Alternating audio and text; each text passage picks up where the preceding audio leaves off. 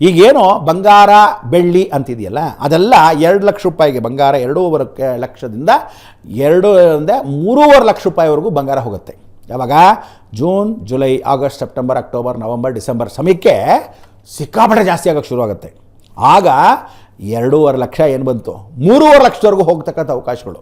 ಬಂಗಾರ ಹೋಗೋದಿರಲಿ, ಬಂಗಾರಕ್ಕಿಂತ ಜಾಸ್ತಿ ಆಗುತ್ತೆ ಬೆಳ್ಳಿ ಬೆಲೆ.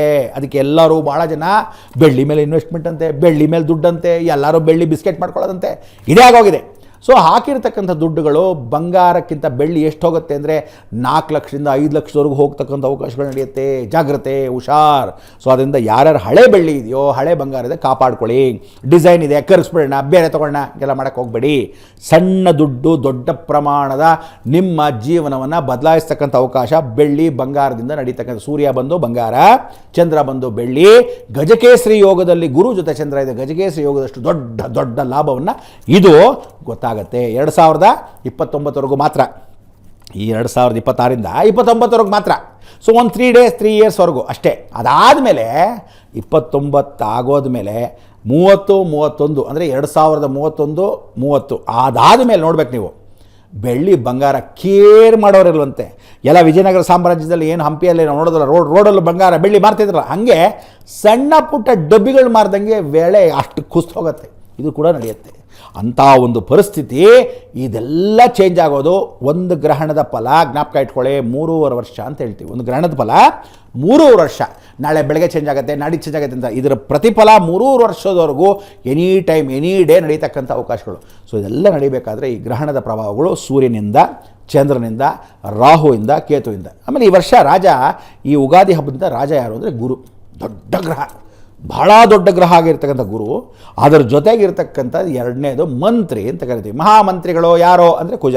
ಧರಣಿ ಗರ್ಭಸಂಭೂತಂ ವಿದ್ಯುತ್ತಾಂಗಿ ಸಮಪ್ರಭಂ ಕುಮಾರ ಶಕ್ತಿ ಅಶ್ಚಿಂ ಮಂಗಳಂ ಪ್ರಣಮಾಮಿ. ಮಂಗಳಗ್ರಹ, ಅಂಗಾರಕ ಗ್ರಹ, ಕುಜಗ್ರಹ ಅಂತ ಕರಿ. ಕುಜನೂ ಅವನೇ, ಮಂಗಳನೂ ಅವನೇ, ಅಂಗಾರಕ ಅವನೇ. ಈ 3 ಗ್ರಹಗಳು ಒಂದೇ ಹೆಸರು, ಬೇರೆ ಬೇರೆ ಬೇರೆ ಹೆಸರು ಇಟ್ಕೊಂಡಿರ್ತಕ್ಕಂಥ ಅವಕಾಶಗಳು. ಅಂಥ ಒಂದು ಅಂಗಾರಕ ಗ್ರಹನೇ ಮಂತ್ರಿ, ಮಹಾಮಂತ್ರಿ ಆಗ್ತಾನೆ. ಗುರು ಜೊತೆಗೆ ಮಹಾಮಂತ್ರಿ. ಸೇನಾಧಿಪತಿ ಯಾರಪ್ಪ ಅಂದರೆ ಸ್ವರ್ಣಭಾನು ಅಂತಕ್ಕಂಥ ರಾಹುನೇ. ಪೂರ್ಣವಾಗಿದ್ದರೆ ಸ್ವರ್ಣಭಾನು, ಬರೀ ರಾಹು ಆದರೆ ತಲೆ. ಅದಕ್ಕೆ ತಲೆ ಇಲ್ಲದಿದ್ದವನು ಅಂತ ಕರೆದರೆ ಕೇತು. ಆದರೆ ತಲೆ ಇರ್ತಕ್ಕಂಥವನು ರಾಹು ಜ್ಞಾನಕಾರಕ ಅಲ್ವಾ. ಅಂಥ ಜ್ಞಾನ ರಾಹು, ಚಂಡಾಲ ರಾಹು ಅಂತ ಕರಿತೀವಿ. ಈ ರಾಹು ಸೇನಾಧಿಪತಿಯಾಗಿರೋದ್ರಿಂದ ರೋಗಕಾರಕ, ರೋಗಿಷ್ಟಕ. ಅದಕ್ಕೋಸ್ಕರ ಎಲ್ಲ ಕಡೆ ಇನ್ಫೆಕ್ಷನ್ಸು. ನೀವು ಯಾರಾದರೂ ತಿಂಡಿ ಮನೇಲಿ ತಿಂತಾಯಿದ್ದೀರಾ? ಯಾರಾದರೂ ಊಟವನ್ನು ಮನೇಲಿ ಮಾಡ್ತಾಯಿದ್ದೀರಾ? ಯಾರಾದರೂ ಸಾಯಂಕಾಲ ಸ್ನ್ಯಾಕ್ಸ್ ಮನೇಲಿ ತಿಂತಾಯಿದ್ದೀರಾ? ಯಾರಾದರೂ ನೈಟ್ ಡಿನ್ನರ್ ಏನಾದರೂ ಮನೇಲಿ ಮಾಡ್ತಿದ್ದೀರಾ? ಒಂದೊತ್ತಾದರೂ ಮನೇಲಿ ಮಾಡ್ತೀವಿ ಅಂದರೆ ಕೆಲವರು ಮಾತ್ರ.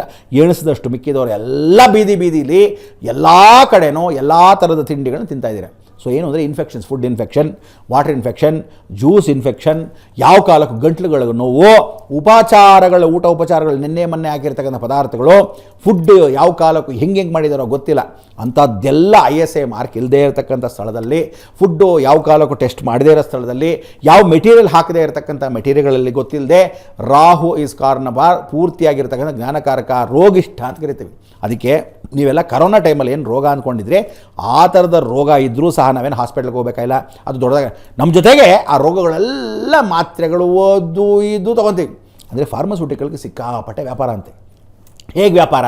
ನೀವು ರೋಗಿಷ್ಠ ಆದರೆ, ತಿಂದೇ ಇದ್ದರೆ ವ್ಯವಸ್ಥೆ. ಅದಕ್ಕೆ ಆಲ್ ವೈಟ್ಸ್ ಆರ್ ಡೇಂಜರ್ ಅಂತ ಮೊದಲಿಂದ ಬಿಡ್ಕೊಂಡಿದ್ದೀನಿ. ವೈಟ್ಗಳನ್ನ ಬಿಟ್ಬಿಡಿ. ಅನ್ನ ತಿನ್ನಬಾರ್ದು, ಮಾತ್ರೆ ಮುಟ್ಟಬಾರ್ದು, ಹಾಲು ಮುಟ್ಟಬಾರ್ದು, ಉಪ್ಪು ಮುಟ್ಟಬಾರ್ದು, ಮೈದಾ ಮುಟ್ಟಬಾರ್ದು, ಇದೆಲ್ಲ ತಿನ್ನಬಾರ್ದು.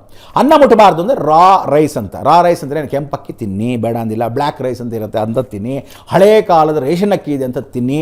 ಅಯ್ಯೋ ನಮಗೇನಪ್ಪ ಇದನ್ನು ತಿಂತೀವಿ, ಬಾಸ್ಮತಿ ಅಕ್ಕಿ, ಆ ಅಕ್ಕಿ ಅಂದರೆ ಯಾವ ಕಾಲಕ್ಕೂ ಕೆಮಿಕಲ್ಸ್ ಇರ್ತಕ್ಕಂಥದ್ದು ಯಾವುದೇ ಪದಾರ್ಥಗಳನ್ನ ವೈಟ್ ಆಗಿರ್ತಕ್ಕಂಥ ತೊಗೋಬೇಡಿ, ನಂಬಬೇಡಿ. ಎಲ್ಲ ಬಿಳಿ ಹಾಲು ಅನ್ಕೋಬೇಡಿ ಅಂತ ಕಥೆ ಹೇಳ್ತಿದ್ರು ತಮ್ಮ ತಾತನ ಕಾಲದಲ್ಲಿ. ಅದೆಲ್ಲ ಈಗ ಬರ್ತಕ್ಕಂಥದ್ದು. ಅದಕ್ಕೆ ಮೈದಾ ತಗೋಬೇಡಿ. ನೀವು ಮೈದಾ ಮುಟ್ಟಿದ್ದೆಲ್ಲ ದರಿದ್ರವೇ. ಮೈದಾ ಯಾವ ಕಾಲಕ್ಕೂ ಪಿಜ್ಜಾ, ಬರ್ಗರು ಏನೇನು ತಿಂತೀರಾ ಮೈದಾ. ಇವತ್ತು ನೀವು ತಿಂತಾ ಇರೋ ದೋಸೆ, ಮಸಾಲೆ ದೋಸೆ ಎಲ್ಲನೂ ಮೈದಾ. ತಿನ್ನುವಾಗ ಗರ್ಗರಿ ಏನು ಚೆನ್ನಾಗಿದೆ ಕೆಂಪಗೆ ಅಂತೀರ. ಕೆಂಪಗೆ ತಿಂದಾಗ ಹರಿದಾಗ ಹಿಂಗೆ ಒಂದು ಕೈಯಲ್ಲಿ ಮುರಿದ್ಬಿಟ್ಟು ತಿಂತಾಯಿದ್ವಿ. ಅದೇ ಆ ಒಂದು ಕೈಯಲ್ಲಿ ಕೆಂಪಗೆ ಬರ್ತಿರ್ತಕ್ಕಂಥದ್ರಲ್ಲಿ ನೀವು ಒಂದು ಕೈ ತೆಗೆದ ಮೇಲೆ ಸ್ವಲ್ಪ ಹೊತ್ತಾದ್ಮೇಲೆ ನೋಡಿ ಹರಿಬೇಕು. ಹರಿಯೋಕ್ಕೆ ಅವಕಾಶ ಯಾಕಾಗ್ತಾ ಇದೆ? ಕೀಳ್ತಕ್ಕಂಥದ್ದು ಯಾವ್ಯಾವುದೋ ನೀವು ಇವತ್ತು ಪೂರಿನ ಹರಿಬೇಕು, ಮೈದಾ ಹಾಕಿರ್ತಾರೆ, ಸ್ವಲ್ಪನಾದರೂ ಹಾಕ್ತಾರೆ, ಚೆನ್ನಾಬತ್ತುರ ಮೈದಾ ಹಾಕ್ತಾರೆ, ಎಳಿಬೇಕಾದ್ರೆ ಮೈದಾ, ಪಿಜ್ಜಾ ಬೈದರ್ ಹಾಕ್ತಾರೆ. ಹಾಗೆ ಮಸಾಲೆ ದೋಸೆ ಕೂಡ ಮೈದಾ ಹಾಕೋದ್ರಿಂದ ನೀವುಗಳು ಅದು ಎಳೆಯುವಂಥ ಪರಿಸ್ಥಿತಿ ಬರ್ತಾ ಇದೆ. ಎಳೆಯುವಂಥ ಪರಿಸ್ಥಿತಿ ಯಾಕೆ ಬರ್ತಾ ಇದೆ?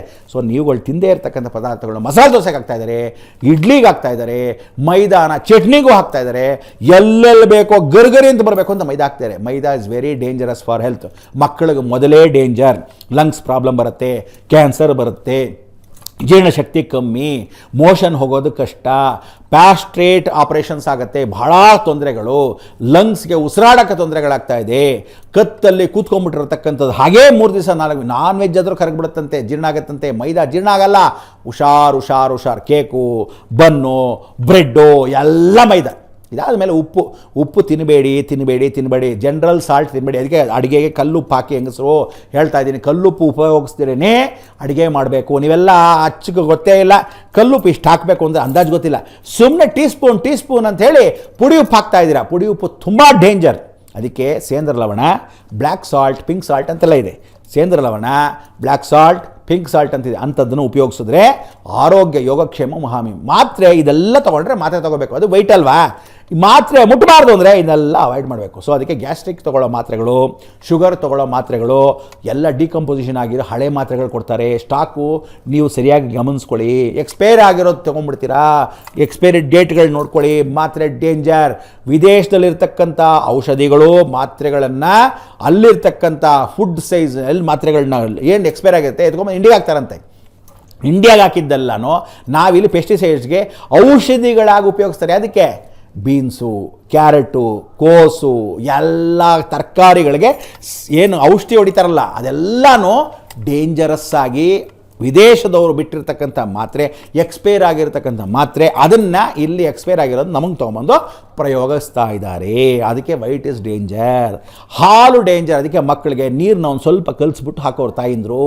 ಹಾಲು ಎಷ್ಟೇ ಬಂದ್ರೂ ಹಸುವಿನ ಹಾಲು ಡೈರೆಕ್ಟ್ ತೊಗೊಂಡ್ರೆ ಪರವಾಗಿಲ್ಲ. ನೀವು ಹಾಲು ಪ್ಯಾಕೆಟ್ ಹಾಲು ತೊಗೊಂಡ್ರೆ ದಯವಿಟ್ಟು ಹೇಳ್ತೀನಿ ಒಂಚೂರು ನೀರು ಹಾಕಿ ಅಥವಾ ಕುದಿಸಿ ಕಾಯಿಸಿ ತದನಂತರ ಉಪಯೋಗಿಸ್ತಕ್ಕಂಥ ಅವಕಾಶಗಳು ಮಾಡಿದ್ರೆ ಹುಷಾರು.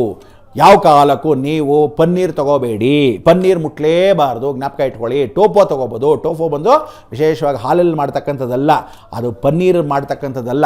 ಯಾವ ಕಾಲಕ್ಕೂ ಅದರಲ್ಲಿ ಇರ್ತಕ್ಕಂಥ ಸೋಯಾ ಚಂಕ್ಸಿಂದ ಮಾಡ್ತಕ್ಕಂಥದ್ದು, ಅಲ್ಲಿರ್ತಕ್ಕಂಥ ರಾಜ್ಮಾ ಮುಖಾಂತರ ಮಾಡ್ತಕ್ಕಂಥದ್ದು, ಅಂಥದ್ದನ್ನು ಟೋಫು ಅಂತಾರೆ. ಅದನ್ನು ತೊಗೋಬೋದೇ ಹೊರತು ಪನ್ನೀರನ್ನ ತೊಗೋಬೇಡಿ ಡೈರೆಕ್ಟಾಗಿ. ಒಳ್ಳೆ ಶುದ್ಧವಾಗಿರೋವಂಥದ್ದು ಟೆಸ್ಟೆಡ್ಡು ಏನಿದೆಯೋ ಅದನ್ನು ತೊಗೊಳ್ಳಿ. ಮಿಲ್ಕ್ ಪ್ರಾಡಕ್ಟ್ಸ್ ಯಾವುದೂ ತೊಗೋಬೇಡಿ. ಇದೆಲ್ಲ ವೈಟಿಗೆ ಸಂಬಂಧಪಟ್ಟದ್ದು. ಸೊ ಇದೆಲ್ಲನೂ ಆಲ್ ವೈಟ್ಸ್ ಆರ್ ಡೇಂಜರ್ಸ್. ಯಾವಾಗ ಈ 2026ರಿಂದ 28ವರೆಗೂ 2.25 ವರ್ಷ ಇದೆಲ್ಲ ನಡೆಯುತ್ತೆ ಘಟನೆಗಳು. ಸೂರ್ಯಗ್ರಹಣದ ಪ್ರಭಾವದಿಂದ ಈ ಫುಡ್ ಇನ್ಫೆಕ್ಷನ್ನು, ರಾಹು ಮಂತ್ರಿ ಅಲ್ಲ ಸೇನಾಧಿಪತಿ ಆಗಿರೋದ್ರಿಂದ, ಕುಜನ್ ಜೊತೆ ರಾಹು ಇದ್ದರೆ ಕುಜರಾಹು ಸಂಧಿ ಆಗೋದ್ರಿಂದ ದಯವಿಟ್ಟು ಹುಷಾರು. ಅಣ್ಣ ತಮ್ಮಂದ್ರ ಗಲಾಟೆ, ಅಣ್ಣ ತಂಗಿ ಗಲಾಟೆ, ತಂಗಿ ವಿಶೇಷವಾಗಿ ಸಹೋದರ ಸಹೋದರಿ ಗಲಾಟೆ, ಅಕ್ಕ ತಂಗಿರ ಗಲಾಟೆ, ಅಣ್ಣ ತಮ್ಮಂದ್ರ ಗಲಾಟೆ, ಇದೆಲ್ಲ ಜಾಸ್ತಿ ಆಗುತ್ತೆ. ಭೂಮಿಗೋಸ್ಕರ ಗಲಾಟೆ, ಕಲಹಂ ನಾಸ್ತಿ, ಇದೆಲ್ಲ ನಡೀತಕ್ಕಂಥ ಅವಕಾಶಗಳು.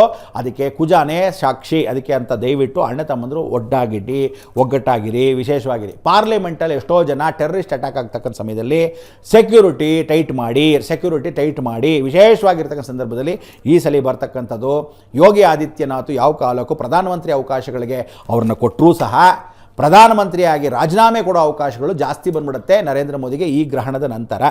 ಈ ಗ್ರಹಣ ಫೆಬ್ರವರಿ ಆದಮೇಲಿಂದ ಜೂನಿಂದ ಶುರು ಆಗುತ್ತೆ ಕೌಂಟ್ ಡೌನ್. ಏನಂತ, ನನಗೆ ಸನ್ಯಾಸ ಯೋಗಕ್ಕೆ ಹೊಟ್ಟೋಗ್ತೀನಿ, ಅಥವಾ ನಾನು ರಾಜೀನಾಮೆ ಕೊಡ್ತಾಯಿದ್ದೀನಿ, ನಾನು ಪ್ರಧಾನಮಂತ್ರಿ ಪೋಸ್ಟಲ್ಲಿ ಇರೋಲ್ಲ ಅನ್ನೋ ವೈರಾಗ್ಯ ನರೇಂದ್ರ ಮೋದಿಗೆ ಬರೋ ಶತಸಿದ್ಧ.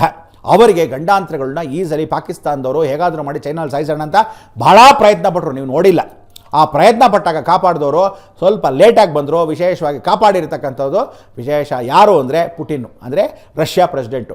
ಅದಕ್ಕೆ 13 ರಾಷ್ಟ್ರಗಳು ಈ ಸಲ ಗ್ರಹಣದಿಂದ 2.5 ವರ್ಷದೊಳಗೆ ವಿಶೇಷವಾಗಿರ್ತಕ್ಕಂಥ ಸಂದರ್ಭದಲ್ಲಿ ಹೊರಭಾಗದಲ್ಲಿ 13 ರಾಷ್ಟ್ರಗಳು, ಮುಸ್ಲಿಂ ರಾಷ್ಟ್ರಗಳು ನಮ್ಮ ಭಾರತದ ಮೇಲೆ ದಾಳಿ ಮಾಡ್ತಾರೆ. ದಾಳಿ ಮಾಡೋಕ್ಕೆ ಒಬ್ಬೊಬ್ಬರೇ ಶುರು ಮಾಡ್ತಾರೆ. ಆ ಗಲಾಟೆ ಘರ್ಷಣೆಯಲ್ಲಿ ಕಾಪಾಡ್ತಕ್ಕಂಥವ್ರು ದೊಡ್ಡ ವಾರಗೆ ಯಾರಾದರೂ ನಿಂತ್ಕೊತಾರೆ ಅಂದರೆ ಒಂದು ರಷ್ಯಾ, ಎರಡನೇದು ಭಾರತ ದೇಶ. ಅದನ್ನು ಬಿಟ್ಟರೆ ಮಿಕ್ಕಿದವರೆಲ್ಲ ನಮಗೆ ಶತ್ರುಗಳೇ. ಬಾಂಗ್ಲಾದೇಶ್ ಶತ್ರು, ಶ್ರೀಲಂಕಾ ಶತ್ರು, ಪಾಕಿಸ್ತಾನ ಮೊದಲೇ ಶತ್ರು, ಮುಂಡೆ ಮಕ್ಕಳು. ಅದಾದಮೇಲೆ ಚೈನಾ ದೊಡ್ಡ ಶತ್ರು. ಈ ರೀತಿ ಎಲ್ಲ ಇರ್ತಕ್ಕಂಥದ್ರಲ್ಲಿ ಜಪಾನ್ ನಮಗೆ ಸಹಾಯ ಮಾಡುತ್ತೆ.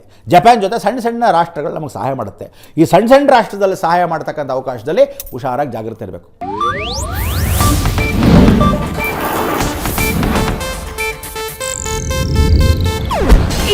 ಏಷ್ಯಾನೆಟ್ ನ್ಯೂಸ್ ನೆಟ್ವರ್ಕ್ ಪ್ರಸ್ತುತಿ.